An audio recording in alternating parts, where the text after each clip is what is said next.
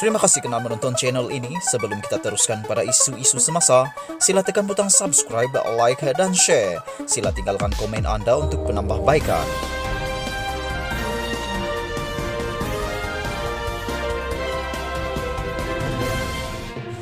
Selamat pagi, salam sejahtera. Isu hangat pagi ini, Wan Azizah calon terbaik pimpin negara hadapi wabak COVID-19. Dipetik dari Perak Inside, ditulis oleh Ipo Male. Berita sepenuhnya, Dr. Wan Azizah calon terbaik memimpin negara menghadapi wabak COVID-19.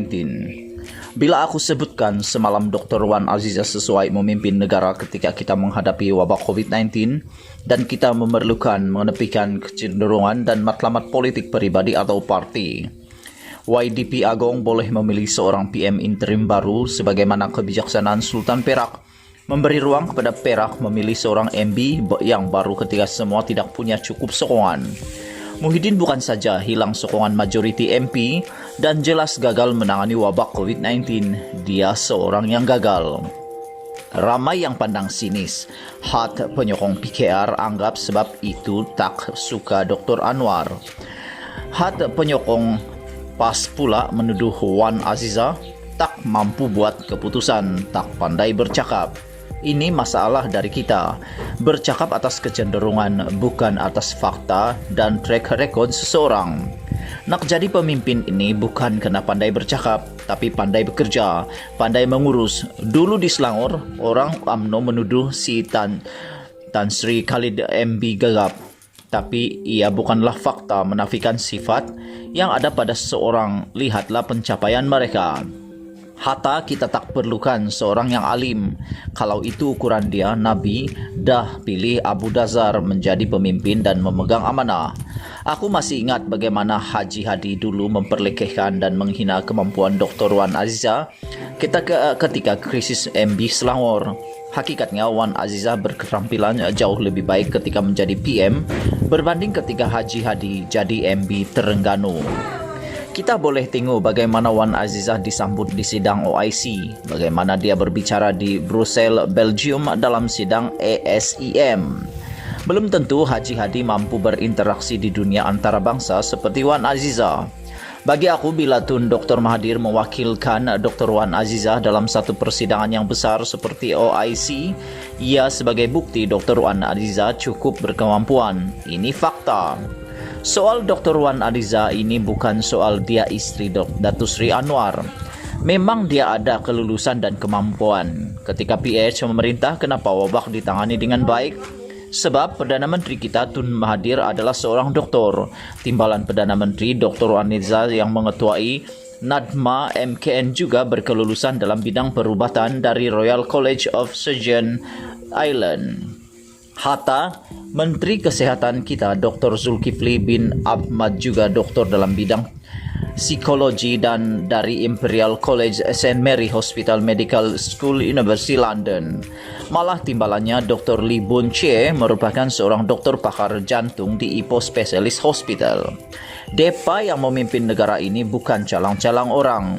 Depa ni bukan pemegang sijil palsu. Dr. Wan Azizah sendiri satu-satunya anak Melayu Muslim yang mana namanya sampai hari ini terpahat sebagai pelajar perubatan terbaik gold medal di University Royal College of Surgeons Ireland. Bayangkan masa belanjawan 2020 dibentangkan November 2019, ketika itu masih belum tersebar wabak corona, tetapi kita jauh lebih bersedia. Bayangkan virus influenza ini bukanlah isu besar, tetapi pada belanjawan 2020, satu program vaksinisasi diperkenalkan untuk diberikan percuma kepada bayi baru lahir. Ketika itu diperkenalkan suntikan vaksin pneumokokal secara percuma dengan peruntukan Rm60 juta dalam belanjawan 2020 kepada bayi baru lahir bagi memperkuatkan antibodi mereka dari serangan penyakit terutama paru-paru terutama menyentuh virus influenza. Dr. Wan Aziza tidak segerakan pembinaan Dewan di Permatang Pauh atau Pandan. Tetapi vaksin untuk ratusan ibu, anak yang baru lahir bagi menguatkan imunisasi mereka. Sedangkan ketika itu, ia bukan perkara yang mendesak. Malah dalam kenyataan Ketua Pengarah Kesehatan, dalam kita menghadapi wabak COVID-19 Mac lalu, masa itu ia masih belum ada nama pun, ia dikenali sebagai coronavirus. Tetapi Malaysia pada Disember 2019 dan Belanjawan 2020 telah memperuntukkan perbelanjaan yang besar dengan persediaan menghadapi wabak COVID-19.